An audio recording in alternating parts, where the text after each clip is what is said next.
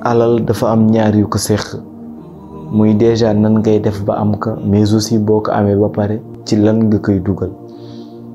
ñaari expression yi may wax mooy le plus souvent li ñuy utiliser muy tous les moyens sont bons, beneen bi muy la fin justifie les moyens.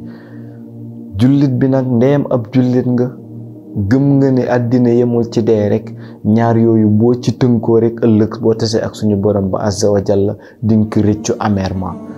ndax yonent alayhi salaatu wasalaam dafa insister lool nañu bu leen lekk lu dul lu tey, bu leen naan lu dul lu tey, bu leen war lu dul lu tey.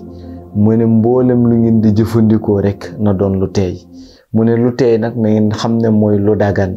waaw mu ne ñu li ñuy njëkk a xotti ci biiru doomu aadama bi ëllëg bisu penc mooy lu araam li nga xam ne doon naka lekk. mu ne boo bëggee xam ndax Maa Ibra mi nit ku baax la wala nit ku bon la, mu ne mooy Maa Ibra mi nga xamante ne ni lépp lu muy lekk du ci xool ndax teey na, du ci xool ndax teeyul, du ci xool ndax lënt na. mu ne boo bëggee gis nit ku bon lekk mandarga bi moo ngi noonu.